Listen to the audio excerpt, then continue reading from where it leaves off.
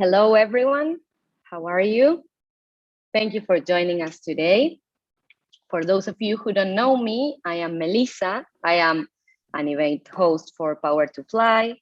I'm from Buenos Aires, Argentina. I'm based in Buenos Aires right now.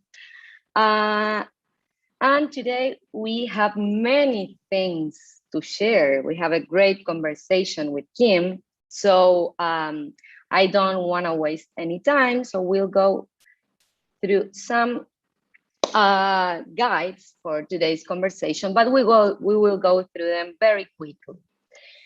First of all, if you've joined one of the chat and learns before, you know that this is supposed to be a conversation. So we want you to participate. You can turn your cameras on.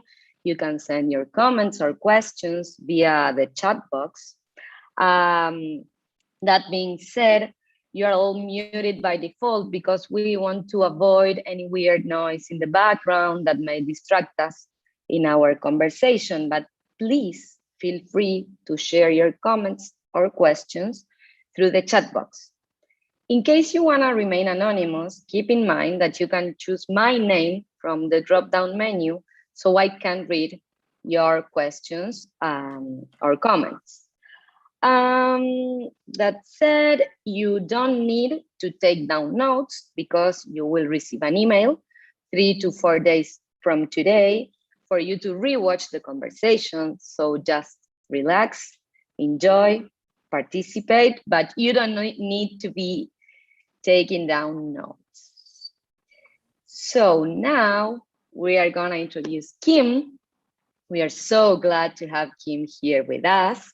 So Kim, do you want to tell us a bit more about yourself, why you are here with us today? What are you going to share with us today?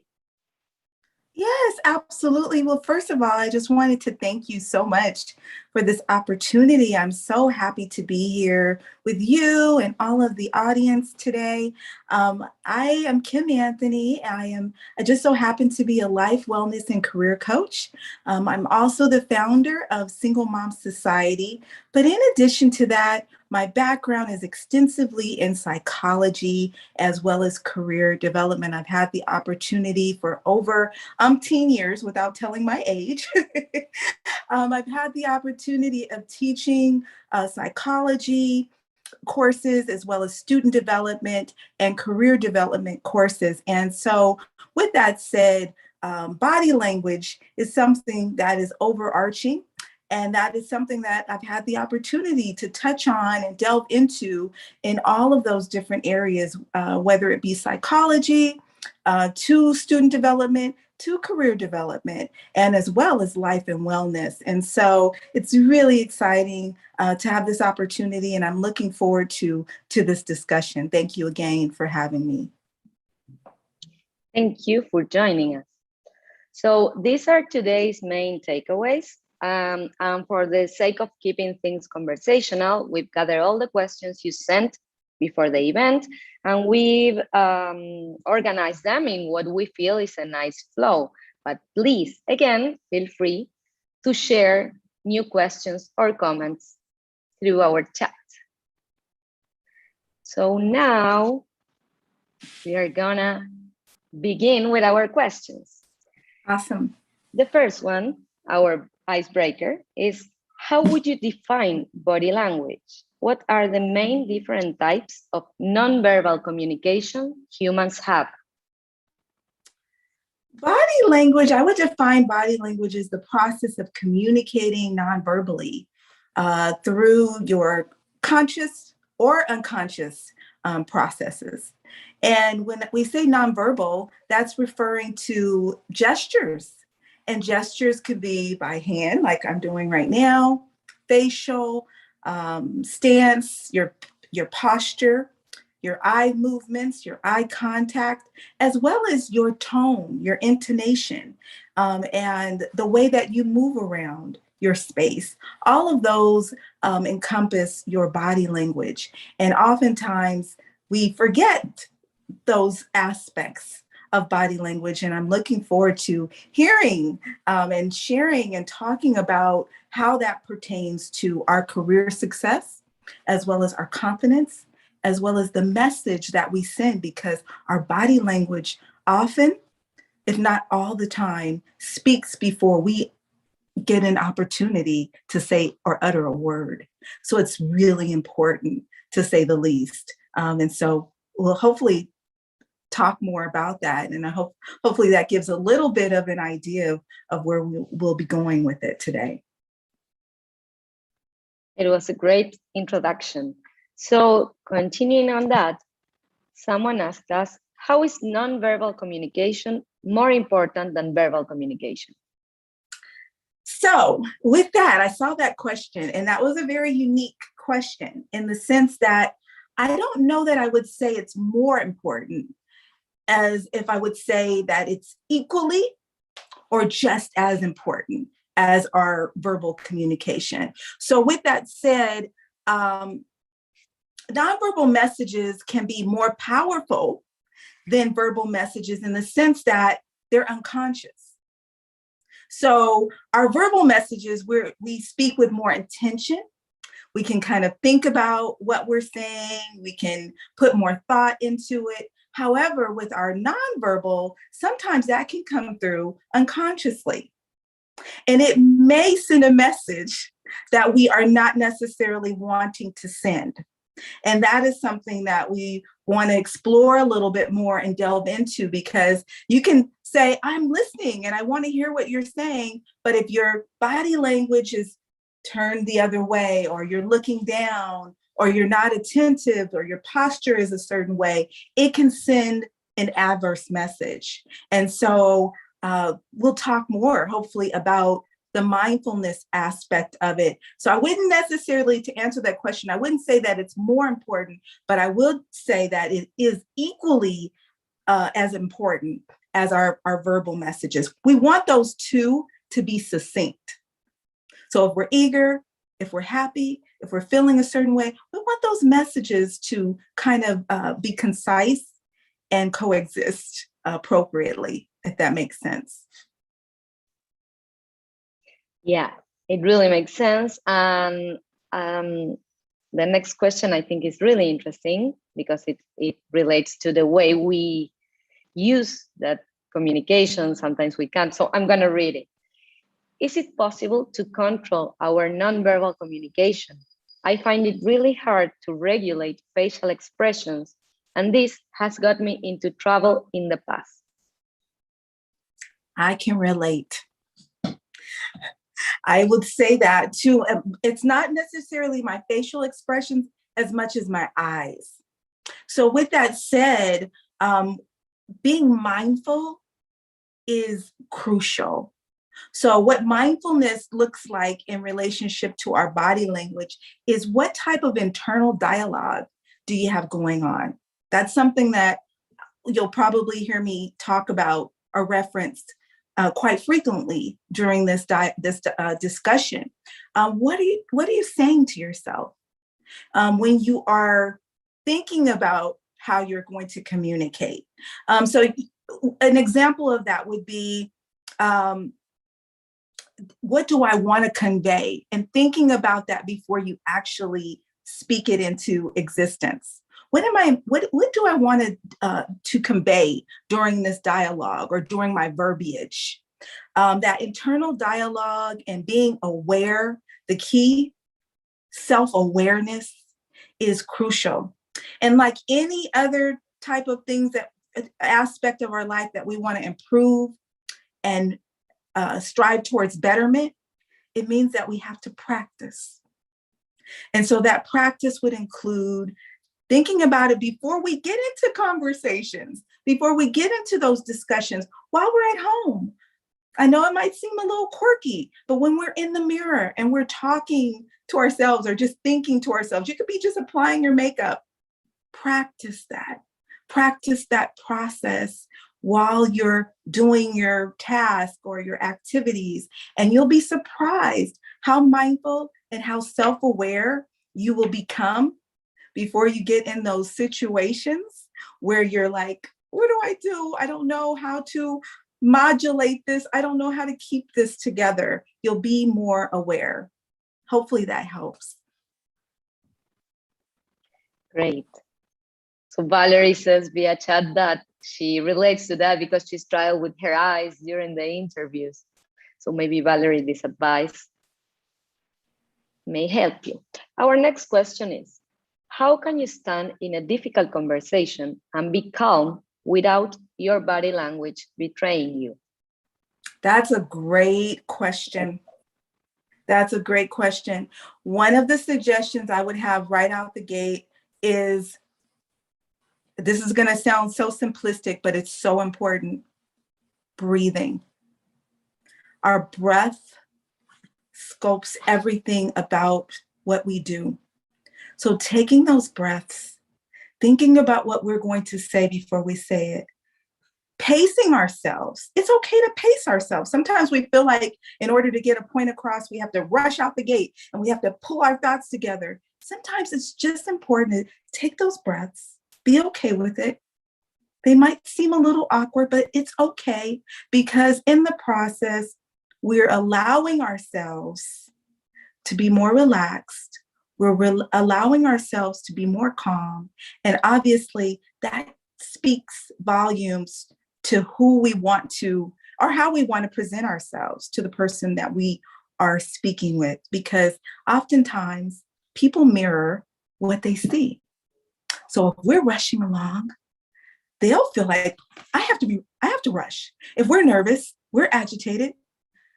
As a result, they'll mirror that as well. So I found personally, when you mirror what you want in return, you often get that back. And you often feel more at ease when you're communicating with other people, if that helps. It does.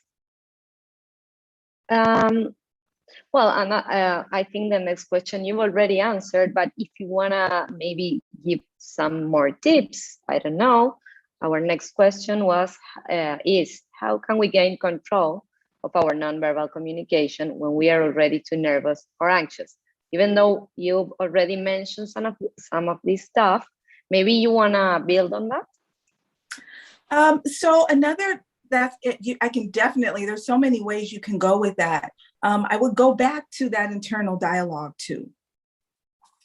Just talking ourselves off that limb, for lack of better words, giving ourselves that boost of confidence that we need, because a lot of times it comes right back to the origin of confidence. If we don't feel confident, we don't present confident, and then we oftentimes work against ourselves. And that's what we don't want to do. We start stumbling over our words. We start presenting something that we don't want to present necessarily. And so that internal dialogue and just saying, hey, I don't know how you talk to yourself, but I'm talking about you know, however that looks or however that sounds, having that little powwow with yourself, like, girl, get it together. You know, what's going on up here? You know, I mean, however that looks, I know for myself, that's how I kind of, you know, that's what I'll do. Like, you got this in the bank, go on and do it. You know, it's okay to have that dialogue with yourself. And oftentimes hearing yourself and being comfortable with yourself and being aware,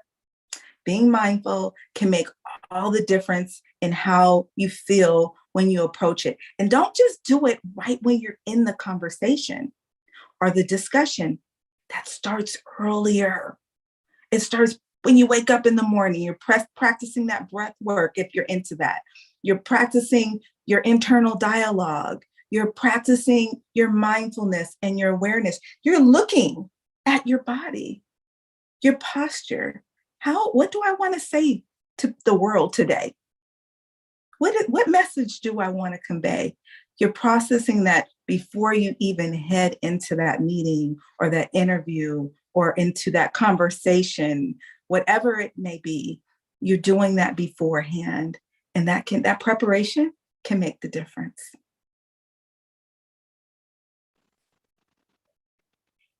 Thank you for those tips. Another interesting question we received was, how can body language affect negotiations? I'm a sales representative, said the person that sent this question.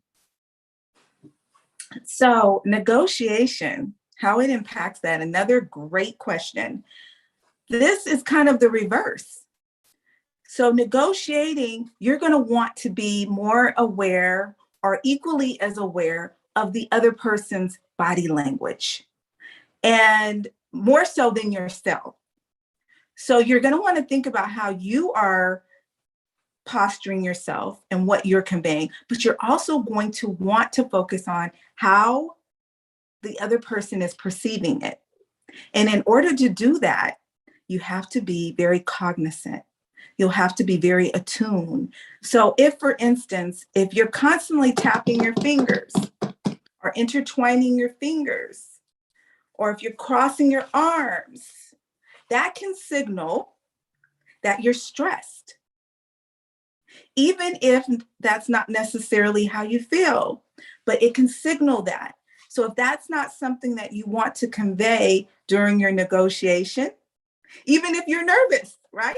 You could internally be, oh my goodness, I'm so nervous. I really want to make this deal. I want this to go according to plan. But you don't necessarily want that to come through in your body language. But in addition to that, you're going to want to look at how the other person is perceiving it. So if that person is attuned and they're astute to what you're saying, that might display that they're interested, that you're heading the right direction. Or if they're kind of looking around or looking away, you might not be going necessarily the right direction with where you're headed. So I'm talking about sometimes that money deal, if you're doing negotiating a contract or negotiating a car sale, whatever the case being, this can be an overarching theme, but you'll want to be mindful of what you're displaying, what you're conveying, but also looking at the response of the person that you are speaking with.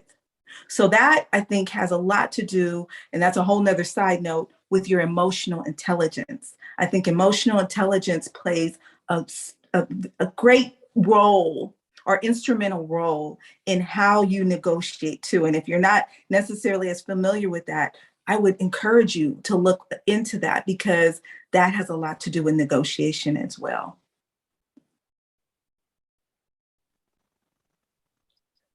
Okay, please let me remind the audience that you can share your comments or questions via chat. Feel free to do so. Our next question is a really good question. I really like this one. All of them are great, but this one was really interesting. It says, how does body language translate across different cultures? How can we be careful with this? Great question. This has a lot to do with respect. I would like to use that word respect.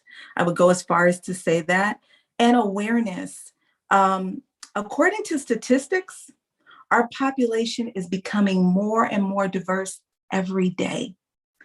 That's more than 90 million people around us who have unique experiences and perspectives. So with that in mind, it's important that we understand cultural differences. Not only understand them, but we embrace them. And in order to embrace them and demonstrate appreciation, that means that we have to learn. It will take some time sometimes, just taking that side note to have an understanding of the culture that you are going to interact with. Being mindful of that, because if you're not, you can make some serious mistakes. And they can adversely affect the way that you communicate with others from other cultures. It can be seen as disrespectful. Some cultures, they don't necessarily, or they're not as open to eye contact. And here you are, piercing them. So again, you'll want to do a little homework. It doesn't mean be over-consumed with it. I don't want to convey that message, but I think that we can all be, we can all stand to be more aware and appreciative and respectful of others. And a part of doing that is just learning, being open. And it's okay to even ask, is this okay? Right? Is it all right what I'm doing? If I do something that might be offensive, please forgive me, it's just my lack of knowledge. If you're okay with being transparent, that can be volumes, that can speak volumes as to how that conversation and that dialogue goes. So I think that's a really great question. I wish I had a one size fits all response, but in a nutshell, I would say be mindful, be aware, be appreciative, and demonstrate that as best you can by communicating and being transparent, as authentic as possible. I think that can make the difference. Thank you very much. Before we continue, I just want to let you know, I just want to remind you that you will receive an email with a link to rewatch this conversation. So in case you joined us later from the beginning time, don't worry, you will receive an email. You will be able to watch the entire conversation again. So, Casey asked us through chat right now, what are examples of body language that signal that you are calm, controlled, and ready to receive the other person's perspective? Thank you for your question, Casey. Great question, Casey. Love that question. So one of the things that you can do, or one of the ways that you can present that, is by making sure your posture is upright. Believe it or not, that makes a world of difference. You would think that kind of goes without saying, but it's not necessarily true, because oftentimes we're tired or we're fatigued or we're bored or whatever the case being. And as a result, we can go right into this. Now, imagine if I did this presentation like this. I wouldn't necessarily look as attentive. I wouldn't necessarily look as interested as just that one little change right there. And we need to do that anyway for our bodies. In addition to that is leaning in, just leaning in. That little slight lean in can demonstrate that you're interested and you're open, keeping your body open, your arms open, not necessarily closing them, arms crossed, keeping your body open and receptive, your eyes, tilting your head. Just a slight tilt can demonstrate that I'm interested. I really want to hear what you're saying. I'd like for this to be a nice, pleasant conversation. All of those areas are things that we can be mindful of and exercise, and they're very slight, but they can make a world of difference and impact a conversation, a discussion, an interview, whatever the case being, just with those slight changes in our posture, in our intonation of our voice, keeping our voice calm. If you've ever been with someone who might be agitated, or you think that it's going to be a difficult situation, just that change in our voice can sculpt that whole conversation. It can calm down someone who's angry or volatile or aggressive just by changing the octave or intonation in our voice. So all of those aspects play a role, and I hope that helps. So in the chat, and we also received a question like that one, we received, how can we leverage our body language to come out as confident? Do you have any specific tips for that? I was waiting on that question. I was waiting on that because that is something I saw as I was looking through the questions. I saw that frequently. The confidence factor. There's a young lady named Amy Cuddy. She specializes in this. She's a leader in body language. If you haven't watched some of her YouTubes, watch them. I heavily endorse her because she is someone that I have studied and I've learned a great deal from in regards to body language and how we articulate. And one of her expressions is, when you pretend to be powerful, you actually feel more powerful. Statistics have already proven that. So for those who are not as confident, who are concerned about demonstrating confidence, oftentimes by just pretending, there's an expression that says, fake it till you make it. This is one example of that. One of many examples of that. When you demonstrate that you're confident, and even if you are nervous as the bejeebies, for lack of better words, if you demonstrate that you're confident, that's what you're going to exude. But that comes by way of sometimes just posturing yourself for that, situating yourself for that, those shoulders back, right? That neck attentive, the internal dialogue saying, I am confident. I got this job, those positive affirmations, whatever that looks like or sounds like, going through your head, that internal dialogue, all of those aspects play together and can demonstrate that confidence, as Amy Cuddy has demonstrated. Dr. Amy Cuddy has demonstrated on many of her videos. So fake it till you make it. Be okay with that. Tell yourself, I've got this. I'm doing great. I know I can do it. Constantly do that, not just when you're in those situations, but remember we talked about it. Start that morning, start that week, start that month, start that year, telling yourself, I got this. 2023 is coming. Start telling yourself, I got this in the bag, whatever you want, whatever you're claiming, I got this. Keep yourself motivated. If you are a woman or man of faith, going to your nucleus for that, going to your source, mine happens to be God, refueling yourself, keeping that fuel going, all of that displays in your confidence in your internal dialogue as well. That was wonderful. We received another question. How do you deal with language that asks questions regarding marital status, family structure, other leading questions? Well, how do you deal with questions in interviews? I guess I should clarify that. In an interview, a job interview? If the person wants to clarify that, because they didn't specify that. Okay, so no maybe worries. I'll just assume they're referencing interviews because I know that is something that comes up. Sorry, Kim. Yeah, it's in interviews. Okay, that's what I was thinking. I'm not an attorney, but so I have to give that disclaimer. But from my understanding, there are certain questions that cannot be asked during an interview that they can be asked, but you're not required to answer. So how would you approach that, right? Where you don't come through like you're being abrasive or evasive, and you can just respectfully decline, right?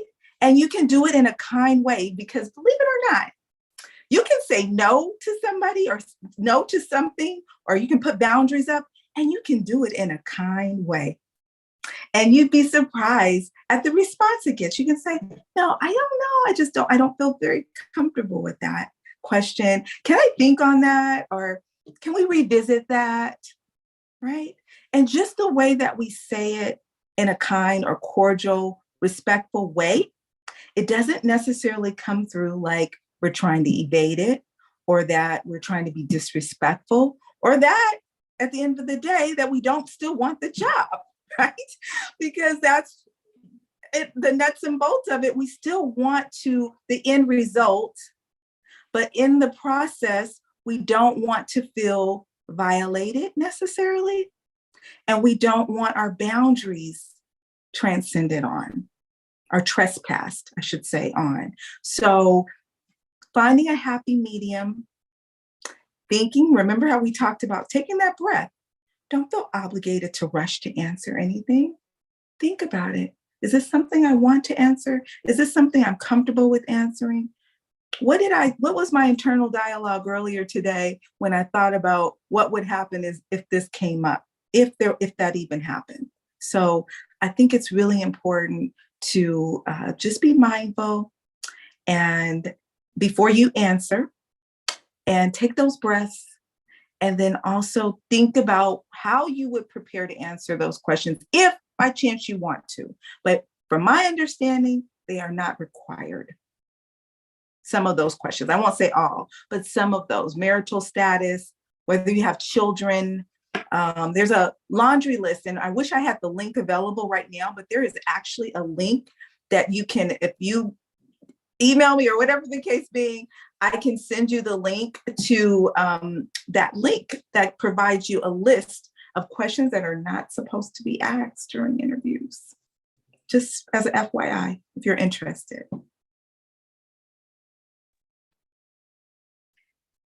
So this one introduces us to an interesting topic. How would you manage your body language during a remote meeting or even during an interview? I find it really hard to create long-lasting impressions through the digital space. That's a good question. So I want to share a couple of tips with you, if it's okay, that I have, that I pulled or that I reference when I'm helping people as they're navigating through preparation for an interview, especially online, right? So one of the things that I would say out of the gate in no particular order is make sure you're dressed appropriately. And so when we say dressed appropriately, I know that can be relative, right? Because you're like, what does dressed appropriately look like? For me, to me, it is dressing where you feel comfortable and presentable. Okay, so in one regard, you do want to be comfortable, but in another regard, you want to be presentable and make sure that your clothes, your attire is expressing what you want to express. So if you're not comfortable, the first thing that happens is your body responds accordingly. If your shirt is too tight, if it's too low cut and you don't feel comfortable on camera with it, your colors might be too bright to you and you're looking in the mirror and they're glaring at you. These are all things that can play a role in what you articulate and how you present yourself. Another one, without going through the whole list, is making sure you stay alert. Because if you start looking like you're not alert or attentive, then you start to lose the engagement of the person that's speaking with you. So whatever you need to stay focused, meaning get some good rest, maybe have some exercise the day before, make sure you're eating the right things, whatever the case being, whatever keeps you focused, keeps you alert, keeps you attentive, make sure that those things have been implemented, especially before a big day, an important interview, or whatever is coming up for you. Practice those breathing techniques.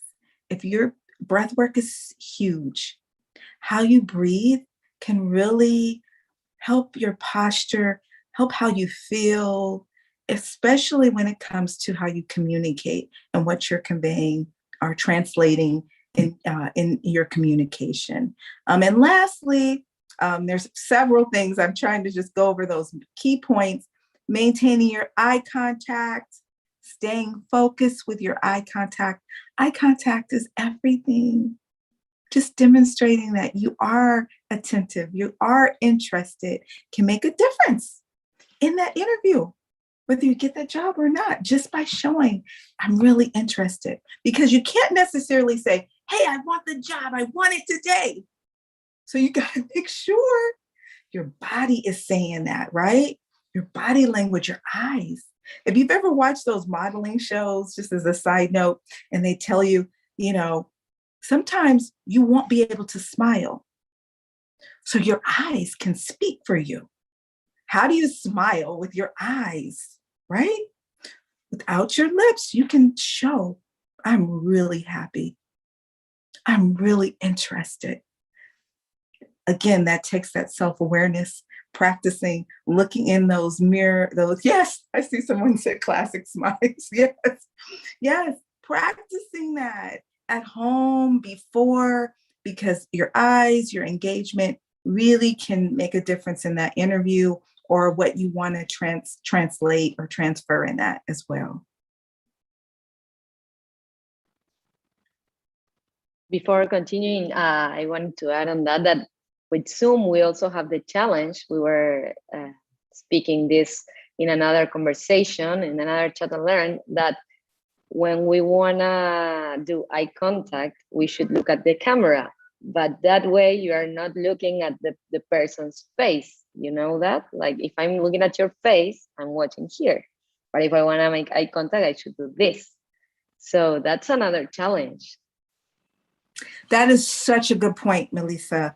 I have had that challenge so many times, especially with the fact that I have a YouTube. And, you know, sometimes when you're filming your YouTube, they're telling you really what you're supposed to do is you're supposed to turn your camera around. Then you will not be inclined to look at yourself. Your camera will be around and you'll have no choice but to look directly into that lens. Like right now, shame on me. I have my camera turned around because I want to see you, you know, and so I can know the response. But if you're filming something like a YouTube or a video where you don't have to necessarily interact with someone, it's nice to have just your camera. But when you are interacting with someone like we are right now, or on a live stream or an interview, it can be challenging. But ideally, if you look into the camera, you're looking right there when you respond, at least. When you're responding, at the very least, looking into the camera. When you're dialoguing, you can look at the person. You can just look so you can know their responses and how to respond and read their body language. But when you're responding to a question, when you want to give more information or feedback, you can look directly into the camera. That's one tip as far as our Zoom life, right? And our live stream life, to make yourself appear more attentive, more focused, more connected with the discussion or the interview. Thank you for that too, Melissa. That's an important part of it all. I think it's something we all have in mind, right? Since we're all getting so used to Zoom and virtual conversations. Yes. We have that in mind. So we got another great question, which is, what type of impact can our body language have on our career development? What are some practical strategies that will help us leverage our nonverbal communication for our professional growth? Okay, so what our body language, that's a loaded question too. That's a good question. Wow, it has my mind like, woo, woo, woo. How does, and that really is what we're talking about here today, right? How our communication, how does our body language impact our career? So I think it is all encompassing of all the things that we've talked about, right? How we talk to ourselves, what do we share with ourselves? Being mindful of how we engage and communicate with other people, thinking about it before we actually go into these types of situations, right?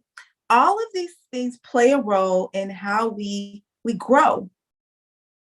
In order to grow, most often it takes learning. It takes time. It is nothing truly really happens overnight, as we all know. As much as we'd love to believe success happens overnight. I was an overnight success. Most successful people, majority will tell you it was a process. And so the same applies to how we grow in career development. How much time that we're willing to put into it, nourishing it, right? That little plant, comparing it, using the analogy of our body language, our confidence as a little plant, that in order for it to grow, in order for it to thrive, we have to nourish it. So the same applies to our body language, our confidence. Every day, a little bit of something, whatever works for you. I wish I could tell you, go do positive affirmations. That may not be your thing, but identifying what actually works best for you, what really helps you to stay motivated, what keeps you on track, but also identifying what hasn't worked for you too. What hasn't worked for you, what hasn't led you down the right path. and learning how to abandon those things or starting to break those habits, right? So that you can embrace the things that really do help to keep you on track and keep your momentum going and help you to grow as a person. All of those things contribute to our career success. Someone said power poses. Yes, power poses. And I love that he or she mentioned power poses, because that was another thing I was going to reference too. Posture seems like it goes without saying, like you say, just sit up straight.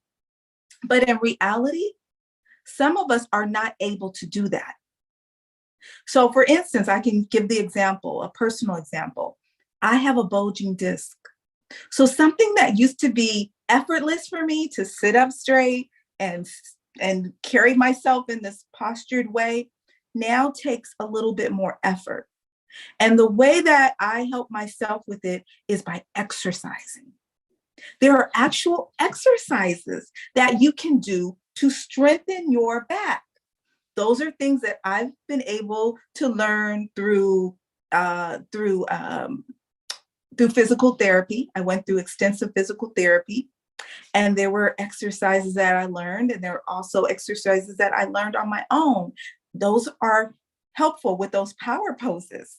That's why I love that she mentioned power poses, because those power poses often encompass exercising too, strengthening your back. That way you'll be more inclined to posture yourself accordingly. There are actual machines and different things now that will catch you. They buzz a little bit. I don't know if anyone's seen them. They'll buzz or vibrate a little bit if you go into a slump position. So they force you to get back into that posture.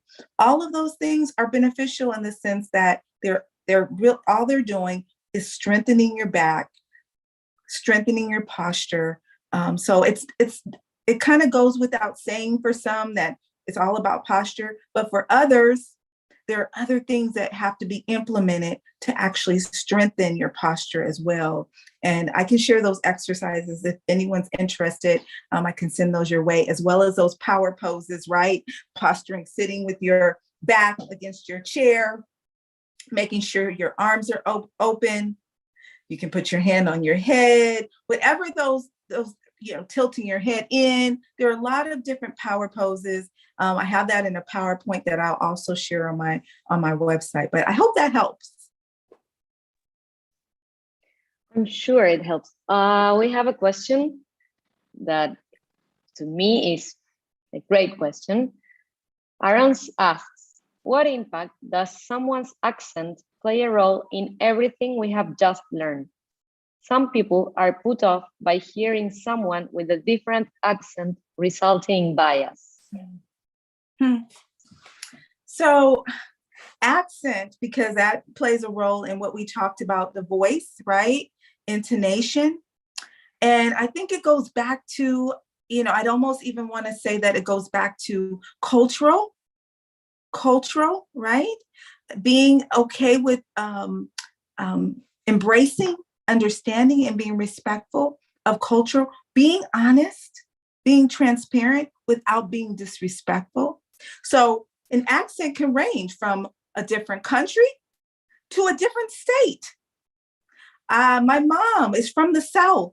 So through my life, even though I'm not from the South, I'm from California, I was accustomed to hearing my mother have an accent. And so I didn't think anything of it. But when we would go places, oftentimes people would say, could you repeat that? Or we didn't know. My mother was an English teacher, so she was very articulate. It wasn't that she was mincing words or wasn't aware of what she was saying, but the accent sometimes prevented people from understanding sometimes what she was saying. And so as a result, she did become more mindful of that. She did practice her intonation very much so. But on the other end of it, those who communicated best with her or with others who have an accent is just being open, listening, hearing, being okay with asking, can you repeat that one more time? Or repeating it back to them restating it so that it gives them the opportunity to say, no, that's not what I was saying. And they can repeat that or rephrase it or paraphrase it, whatever the case being. It comes down to the heart of communication. And I truly believe you can communicate with anyone if you're willing to hear, if you're open to hearing. I personally have not had a challenge with that because sometimes I'll look at the body language. And even though I may not understand exactly what the person is saying, you know, especially if you've been to different countries, sometimes you don't necessarily know the language. But sometimes I could look at the body language and I can figure out what was actually being articulated. I know it sounds so odd, but that's something that you can do if you are attuned, if you are mindful, and if you are open. But if you have those walls up, oftentimes that can prevent us from really listening and hearing and meeting people where they are, if that helps. We are receiving many power postures. Someone said in the chat that they walk around like Wonder Woman with their hands on the hips all day, every day. That's a great power posture. Thank you for sharing. Love it. I love that. So we have another question here. Please feel free to share your questions and comments since we are almost getting to the end. But I have another one here. What are some common tics we might be doing that are sabotaging us without us realizing? You know where I'm going, Melissa. I hope you know. Are we telling ourselves opposite messages than what we really want to present? Happens so often. I don't like to sound like a broken record by repeating it, but I truly believe that what we communicate, how we communicate it, comes down to the core of what we believe about ourselves. So although our power posture and our confidence can truly sculpt us into being more confident, that definitely can happen. But in addition to that, it's so important that we truly get to the heart of what is emotionally and mentally going on with us. And I know I'm biased because I'm a psych major. And so I truly believe psychology, and I know you're Melissa, how we think about ourselves, what we see in the mirror, how we live in our own skin, truly sculpts what we present.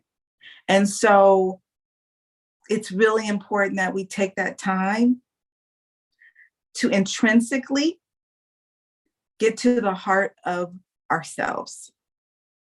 And I know that's easier said than done because believe it or not, so many people, believe it or not, are running away from themselves because they don't want to do the work. We don't want to do the cleaning up and sculpting and, tidying, tidying our well-being. But that is truly at the heart of what we present. And so, yes, we can fake it till we make it. But eventually, we will have to get to the heart of what is possibly putting up obstacles in our lives. So I think that's it in a nutshell, taking the time to get to know ourselves, having that internal dialogue, cleaning up where we need to clean up, faking it till we make it if we need to, developing our confidence in other aspects of our life, right? Making sure that other areas of our life, our needs are being met. I always reference, Yes, imposter syndrome.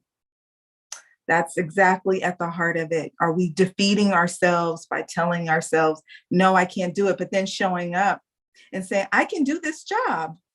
I'm capable of doing this job. But internally, we don't truly believe it. That's going to come through. It can easily come through. So we want to do the work on that imposter syndrome. I've seen it work adversely so many times. And I'm a big proponent of saying, let's work towards supporting ourselves, internal dialogue, positive affirmations, encouragement, right?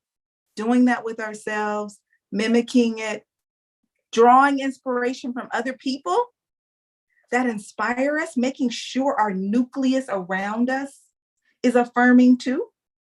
Because believe it or not, you can tell yourself one thing, encourage yourself, and then if your circle, your energy around you is not supporting that, it can defeat you as well. So I hope that helps. So I guess we are getting to the end of it, but we have some questions left. One is, I have been told that every time I cross my arms, I am sending a message of putting barriers. Is this true? And what is other body language that can send this incorrect message? It is said that when we cross our arms, that it can send the message of, I don't want to be bothered, or I'm not engaged, or I'm not interested. But it really, truly depends on the context too, I believe. So for instance, if you are you have a presentation and you're presenting to a large group and you just happen to need somewhere to put your hands, right? And you're trying to keep yourself, occupied, then it may not necessarily send that message because you're showing interest. Someone could be asking a question from your audience and your hand is crossed. It doesn't necessarily send the message, I don't want to hear what you're saying. It means I need to put my hand somewhere and I want to be interested and I don't want to be awkward, right? So you'll have to think about, I think that's a case-by-case situation, and you'll want to think about the context of it. So if someone is engaging with you and they're telling you something heartfelt and you're like this, that can potentially send the message, I don't really want to hear what you're saying, or I'm opposed to what you're saying. So I think it's a case by case. I think it's important to be mindful, to be aware, and to be discerning. Think about it. Look at yourself in the mirror, right? In those different stances, what message are you telling yourself when you do that? Are you saying you're open? Are you saying you're not open? What is that translating to you when you look at yourself? Film yourself. It's okay. Put yourself on camera. You can go on Zoom, Google Meets by yourself. And you can look at yourself in that situation without anyone being there. What are you conveying? Film yourself. Be okay with filming yourself so that you can actually look at yourself and see what's what. I think that can make a big difference in what we convey just by doing that small step.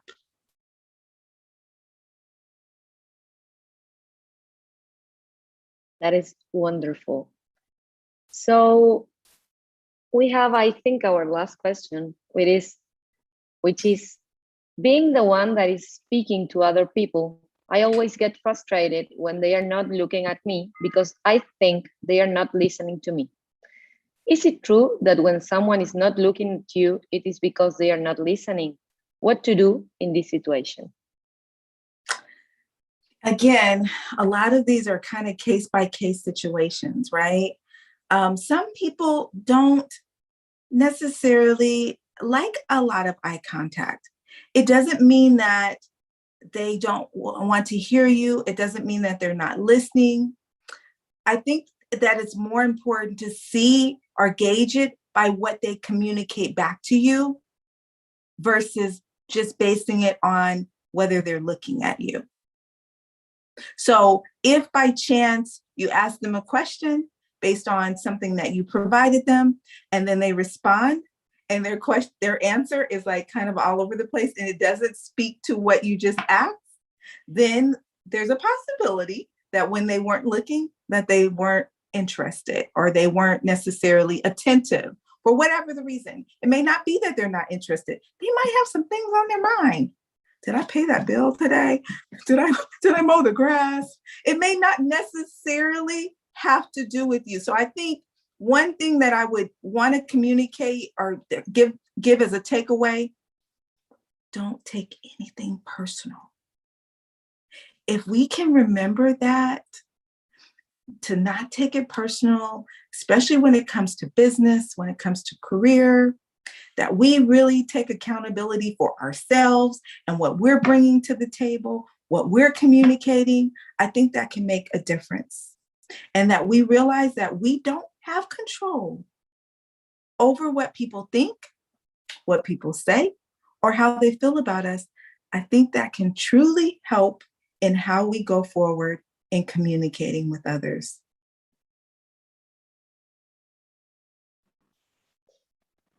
So that was great, Kim.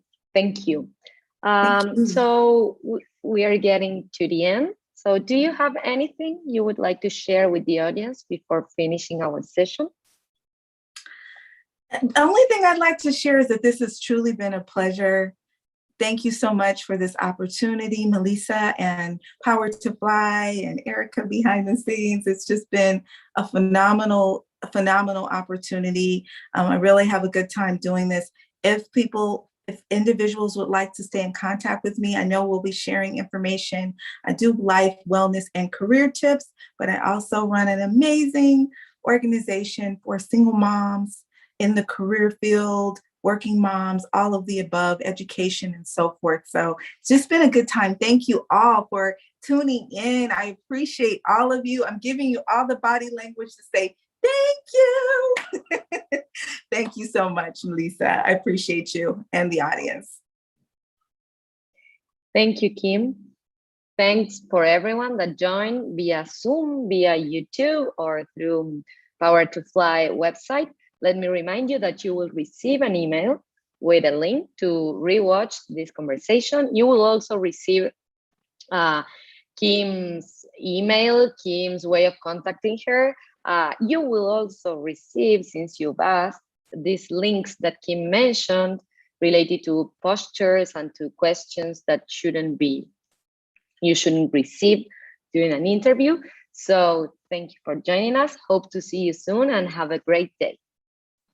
Thank you, Melissa. Have a great one. Have a good one. Hi, bye, everyone. Thank you.